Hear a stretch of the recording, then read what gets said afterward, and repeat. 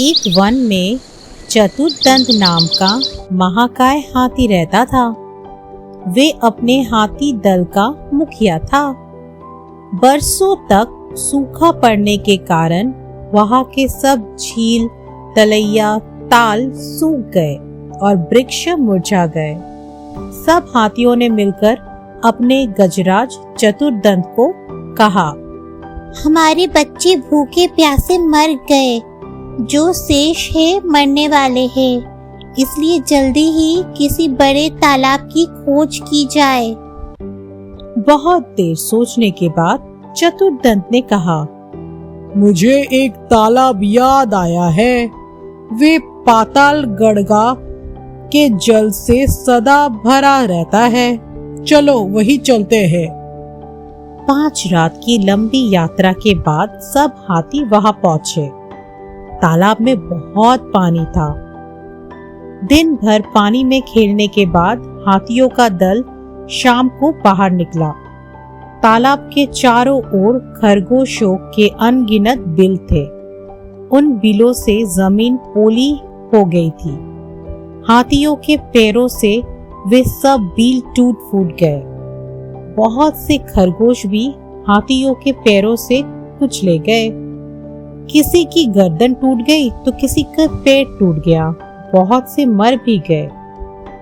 हाथियों के वापस चले जाने के बाद उन बिलों में रहने वाले खत बिखत लहू लुहान खरगोश ने मिलकर एक बैठक की।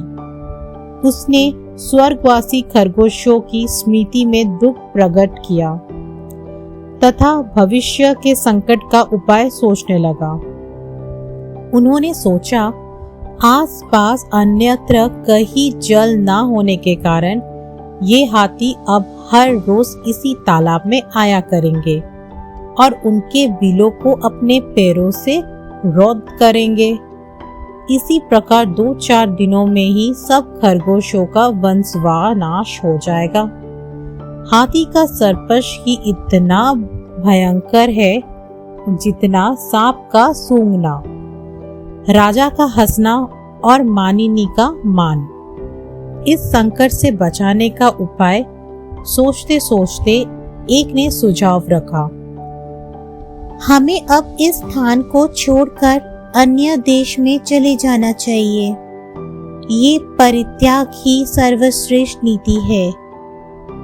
एक का परित्याग परिवार के लिए, परिवार का गांव के लिए, गांव का शहर के लिए और संपूर्ण पृथ्वी का परित्याग अपनी रक्षा के लिए करना पड़े तो भी कर देना चाहिए।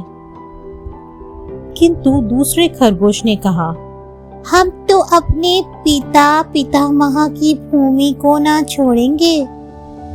कुछ ने उपाय सुझाया कि खरगोशों की ओर से एक चतुर दूत हाथियों के दलपति के पास भेजा जाएगा। वे उसे ये कह के, चंद्रमा जो है खरगोश बैठा है, उसने हाथियों को इस तालाब में आने से मना किया है। संभव है चंद्रमा स्थित खरगोश की बात को वे मान जाए। बहुत विचार के बाद लंबकर्ण नाम के खरगोश को दूत बनाकर हाथियों के पास भेजा गया।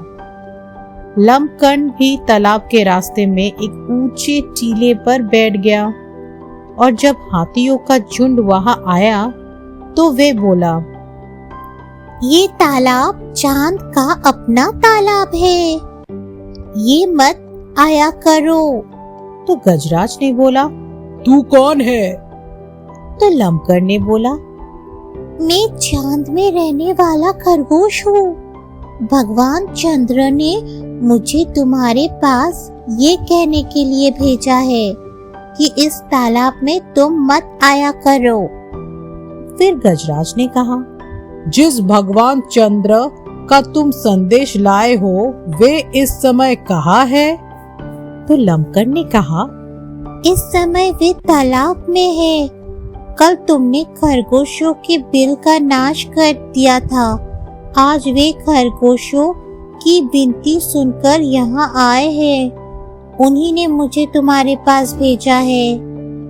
फिर गजराज ने कहा, ऐसा ही है तो मुझे उनके दर्शन करा दो, मैं उन्हें प्रणाम करके वापस चला जाऊंगा। लंबकर्ण अकेले गजराज को लेकर तालाब के किनारे पर ले गया। तालाब में चांद की छाया पड़ रही थी। गजराज ने उसे ही चांद समझकर प्रणाम किया और लौट पड़ा। उस दिन के बाद कभी भी हाथियों का दल तालाब में किनारे नहीं आया करता था।